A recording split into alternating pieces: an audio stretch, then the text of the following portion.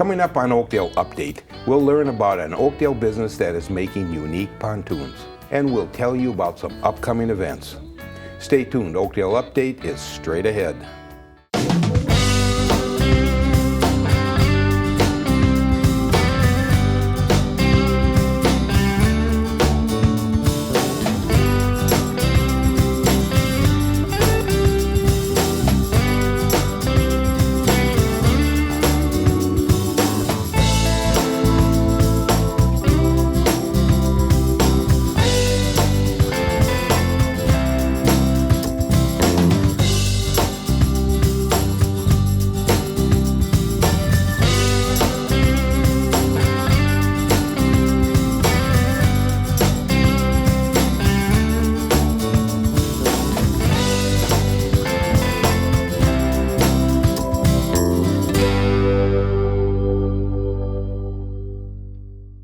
Hello and welcome to Oakdale Update. I'm your host, Frank Ursello.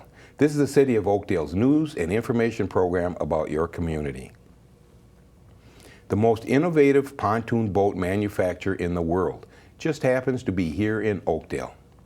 Unique Pontoons offers an expandable pontoon boat with a built-in trailer to replace the conventional pontoons on the market today.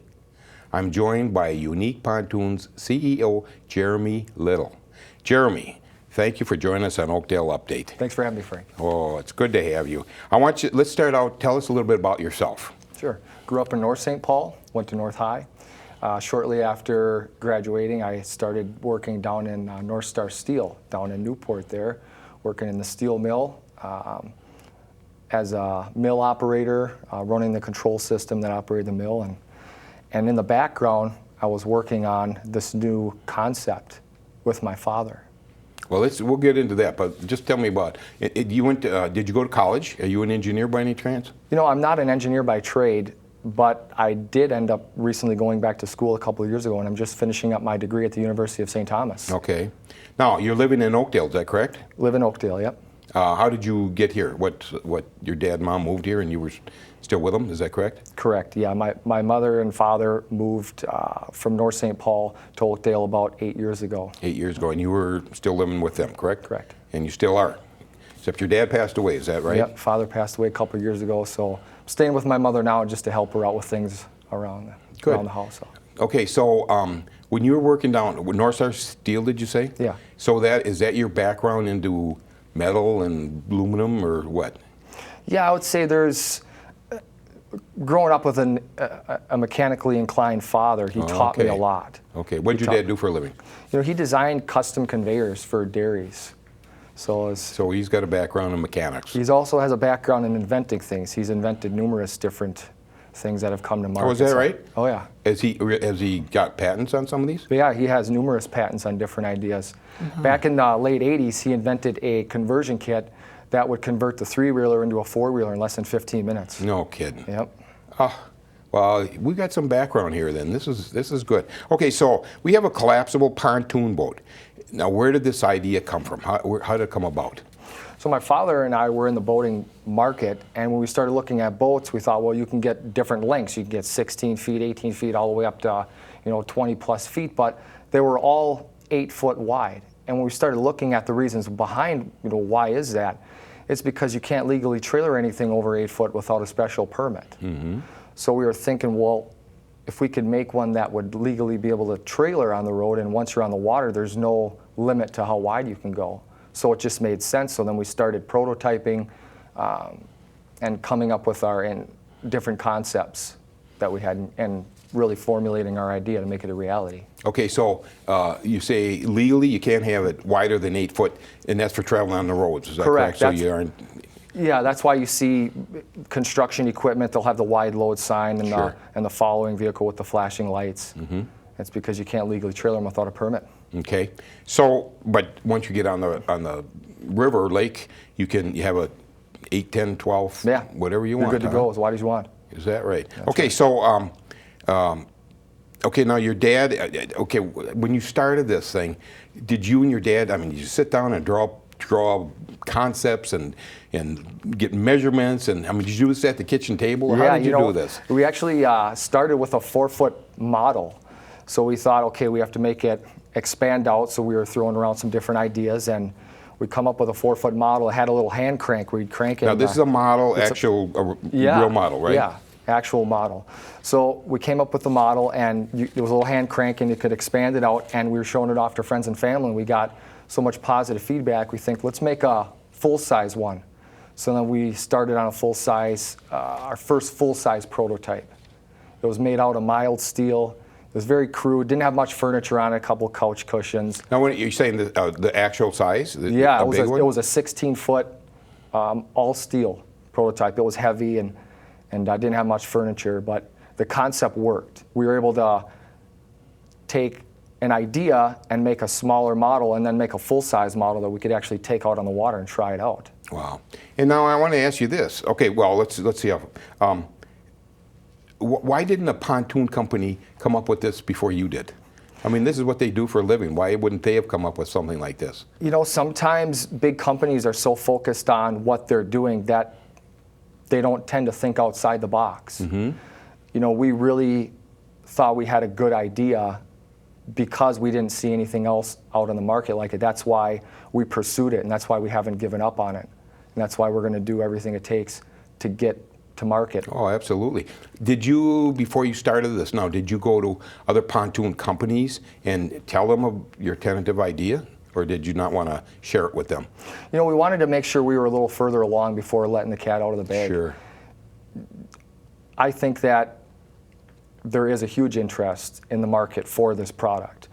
The thought had crossed my father and I's mind about whether we should approach companies or just pursue this ourselves. Oh, I mean, that's what inventors do. Exactly. Because if you went to them, they probably could finance it a lot better than you could. Is that correct? Correct. And they'd have the engineers and they'd have more brains than you did. Well, they'd have more manpower on it. And manpower too. Oh, fabulous. All right, now what about, was money an issue along the way here, putting this thing together? Oh, yeah. Yeah, like I said, I worked in the steel mill.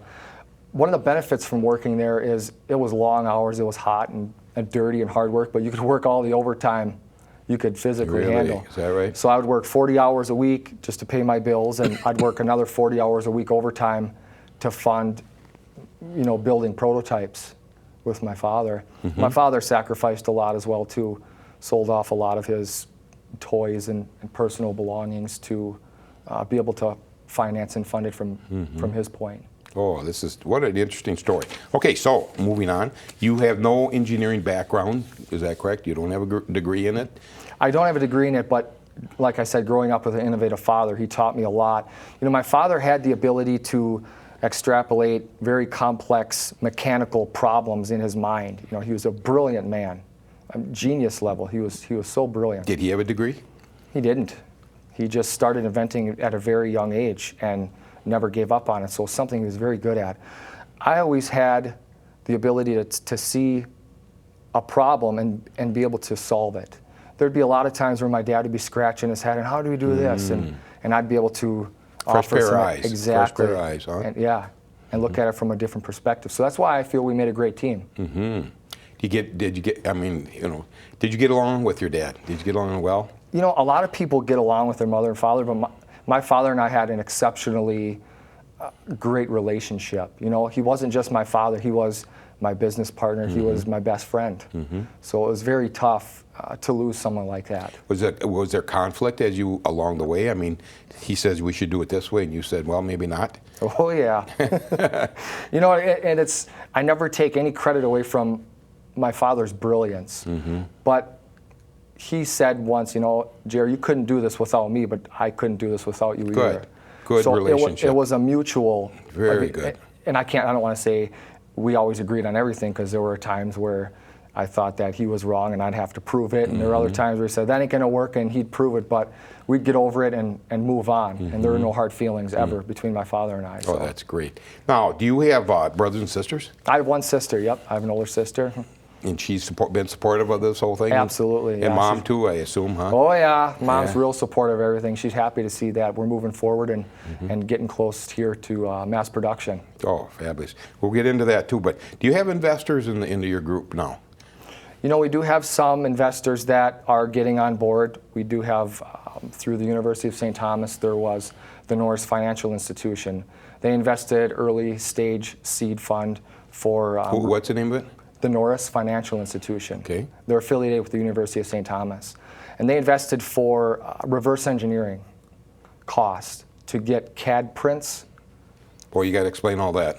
Well, in order to be able to send the drawings out to manufacturers, you have to have drawings. My father and I didn't have any prints, nothing. We just did it all out of our heads. So when you gear up for mass production, you have to be able to send drawings out so you can get price quotes. So you actually would make the product, but just off the top of your head, it had nothing, you didn't have anything written down, We had right? nothing written down. And so they come along and do this for you? Yep, they came along and they financed the reverse engineering stage so we could get CAD drawings and get the blueprints to send them out to different manufacturers so we could have price quotes and be able to have these things built for mass production purposes. Oh, cool.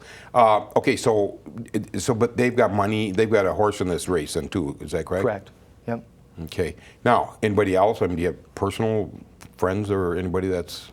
You know, right now we don't have any personal friends. There are a few potential investors that we're speaking with and we're negotiating different terms with. We just have to see what benefits the company. Okay. All right, so now you must be to the stage where you're working with a manufacturer, is that correct? Yeah, we're actually working with multiple different manufacturers. I think when you have a new innovative product like this, you want to make sure that you still protect your intellectual property. Sure. So, you know, we have a few different very well-known manufacturers in the industry that are doing work for us. So our game plan is to have different manufacturers do the welding for us, and then they're going to ship them the sub-assemblies to our assembly plant where I'll have guys putting everything together, and then we'll be able to do the final inspection. You have I assume you're all patent pending, right? Is that correct? We're patented. You're patented? You Yeah. got full patent Full on patent, it? correct. You do? Correct. Oh, good. All right, so now do you have so it sounds like you have a place that's manufacturing right now. You got a plant of some sort. Can't be making them in your garage anymore. I don't reckon. No, we've outgrown that. We're actually working with an agent right now, and we're going through a few different manufacturing facilities. So we're trying to narrow everything down and find the right location that's going to work best for us. So we're real close to signing the deal. I haven't for had that. a chance to come and see your product, and I'm going to come because I live in Oakdale too. But Good. I want to see that product. Yeah. Now, I'm assuming you said you started out with a lot of steel products and that kind of thing. I assume you're down to aluminum, so it's lighter and all that, right? Correct. Yeah, my father and I had several prototypes, and after we did the steel prototype, we showed it off to friends and family and took it out to the public and got a lot of good feedback. So we thought, let's make another prototype and let's make it out of aluminum, put a little nicer furniture on it, and see if this thing has market potential. And 2008, we entered our prototype that we had just finished into the Northwest Sportsman Show at the Minneapolis Convention Center. Not to really see how many we could sell, but just to get public feedback. You know, do they like this? Do they not like it? What would they suggest, you know, changes? And we had an overwhelming response. I mean, we had people throwing money at us. They wanted to buy our prototype. So we knew at that time that we had a winner. You know, we knew that, okay, let's start gearing up for mass production. Shortly after the show that my father and I did, we were looking into mass production, and my father was diagnosed with terminal lung disease. So that kind of got put on the back burner. You know, just to spend the last few years with my dad was more important than anything else. A week before he passed away, we were up playing cards at midnight, and we were just having a heart-to-heart talk, and he said, you know, Jer, we've got our heart into that thing, you know, referring to the boat that we built together. And he said, promise me that you won't give up on our dream and that you'll make sure we go into production. And at that time, I didn't have any idea how I was going to fulfill that promise, but I said, Dad, promise you I'll do whatever it takes to get into production. And that's what I've intended on doing, is keep my promise to him. I think that's what really drives me to keep pushing forward, to get into mass production. Absolutely. Now, you said you have an agent, is that correct? Yeah. Okay, what does that mean? A real estate agent, commercial real estate agent. Oh. Yeah, so he'll find the properties and and we'll go through and see what works. You mean properties to manufacture your Yes, stuff? exactly. So you don't have one particular building that manufactures everything? Well, we will. See, how it works is, right now, because we're just gearing up, we're pre-revenue, so we have manufacturers that are already set up to do all the welding and everything. So they'll build the sub-assemblies, and then they'll ship the components to our assembly plant, where we'll bolt everything together and put everything together. And that's where it'll be finished, at our Okay, assembly so plant. that is let's say the frame, but now the leather seats or whatever, vinyl seats, whatever. Yeah, those are all the different now vendors that's and done dealers. elsewhere, is that correct? That will be done at our assembly plant. It will be, but right now it's done separate, right? Right now, it will be done where we're putting everything together. At So our does assembly that plant. mean everything will be there? Everything will be done in the Exactly. same building? Exactly. Is it local? I mean, can you tell us where it is? Well, we haven't really decided on a set area, but it is in the Twin Cities. Okay. Yeah. So are you manufacturing boats right now? Well, right now, we're getting there. We're almost there. We're gearing up for production. So there's a lot of pieces to the puzzle to gear up for, a mass production. So we're just getting everything ready to go. We had an unveiling of our first production model. We did have some manufacturers build one unit, essentially, so we could put our first production model together to make sure everything came together smoothly, and just put that together in my shop, just a small shop that my dad and I built. At your house there? Yeah. That one? Yep. Yeah. So that's where you'll be coming out to see it. I will. Yeah. It must be a pretty good sized garage. It's not really that big. Isn't no, it? no. You put it. Oh, I just can't wait to get out there. I wanted to get there before our interview here, but that's okay. I'm going to make it work. Okay, so along the way, I'm sure you had a ton of problems. And how do you fix those problems? I mean, if the one part didn't fit right because you didn't bend it far enough, or just stuff like that. What do? Do you just put it away and go to bed? Especially if you can't find an answer to it. You go to bed and then look at it the next day, that kind of thing? You know what it is? It's funny that you should ask that, Frank. You can never go to bed when you're trying to resolve problems. It keeps you up at night. But I think it's coming up with the solutions to those problems that requires a lot of tenacity, and it requires a lot of willpower and determination to keep pushing forward. There's been a lot of issues that we knew we had to resolve, and sometimes you just have to put them on the back burner and come back to them. And then all of a sudden you'll have an epiphany and say, hey, there's the answer. So my father and I would feed off of each other to come up with the answer. There'd be times where he'd be scratching his head and I'd have the answer, and other times that, vice versa. And yeah, there's those few times where we're both standing there dumbfounded saying, what do we do next? Well, I don't know. We'll come back to it. But we would always come up with a solution and be able to press on from it and work our way to the next problem. Good.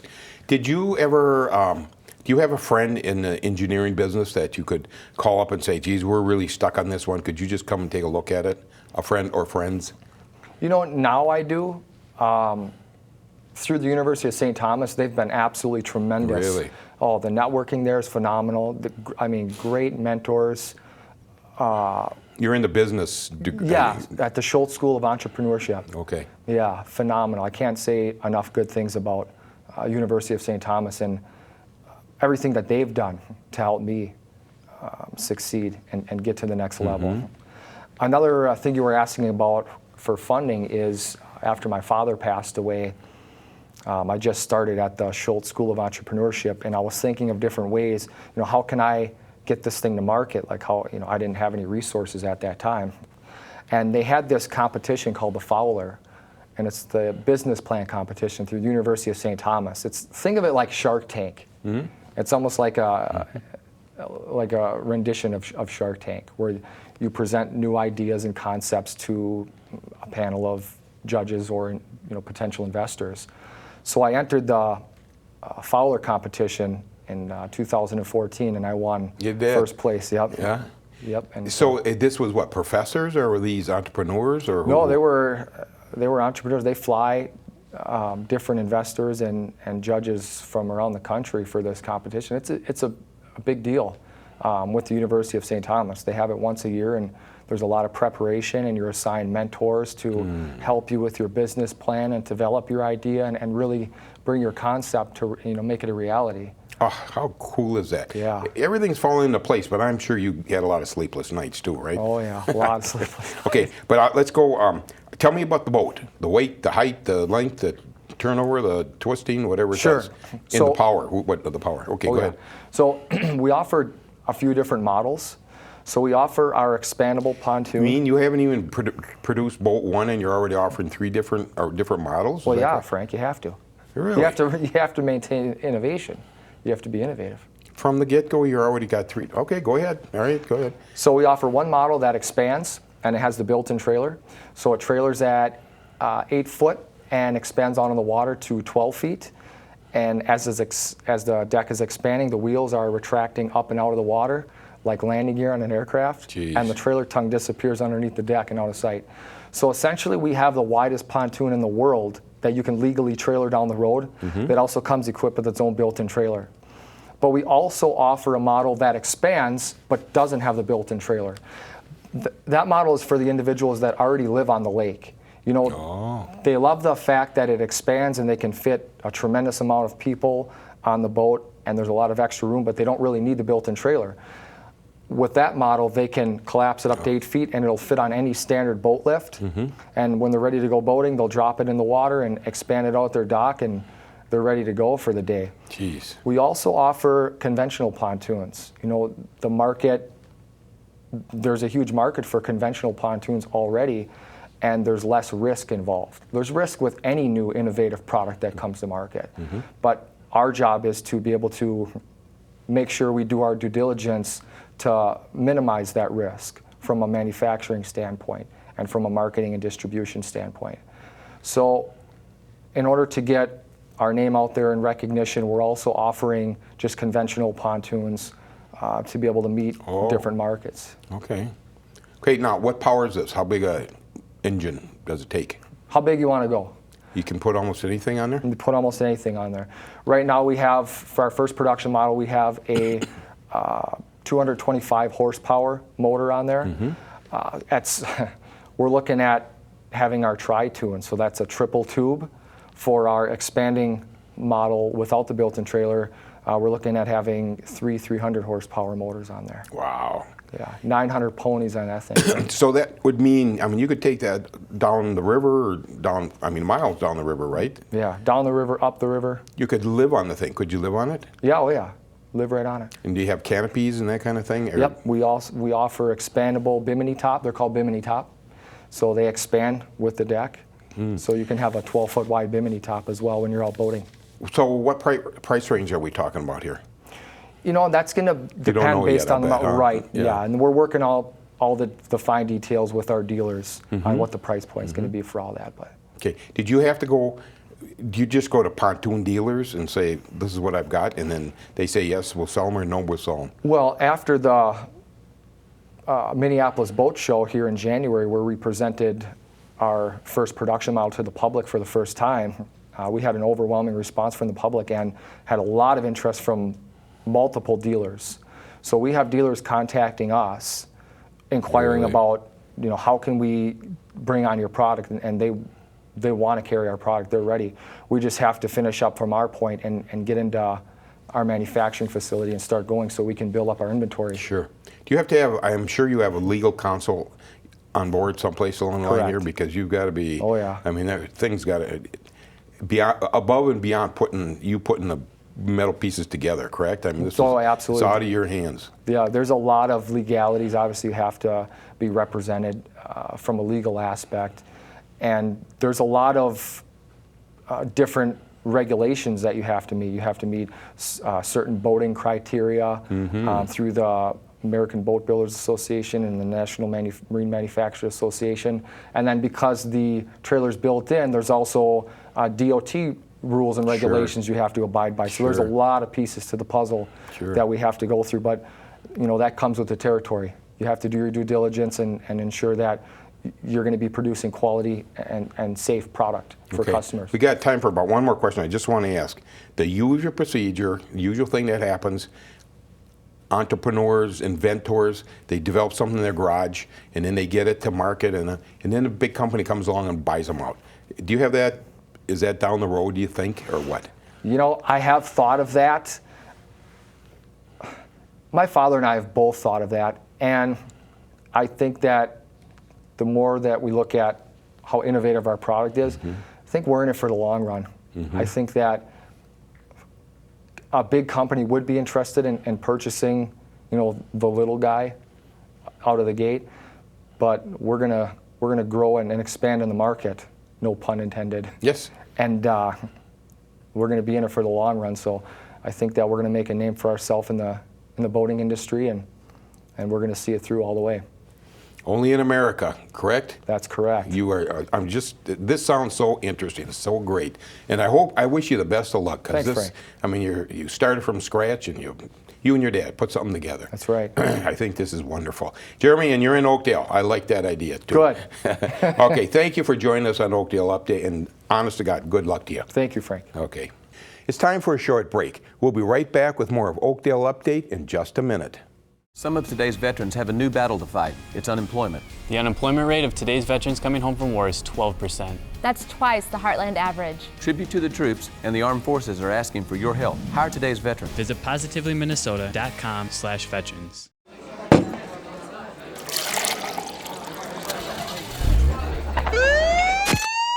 Extra DWI enforcement is now being served on Minnesota roads. Don't be what you drink. Welcome back to Oakdale Update.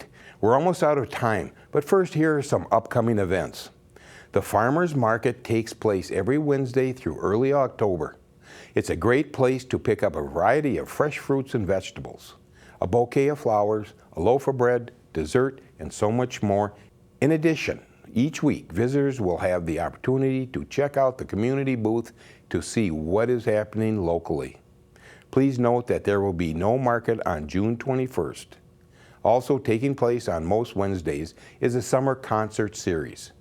These free concerts start at 7 p.m. at the Walton Park Bandshell. A full list of performers is available on the city's website in the Recreation newsletter. That's all we have time for this month on Oakdale Update. For everyone at the City of Oakdale, thanks for watching. We leave you this time with some highlights from the Oakdale Pet Event that was held recently at Walton Park.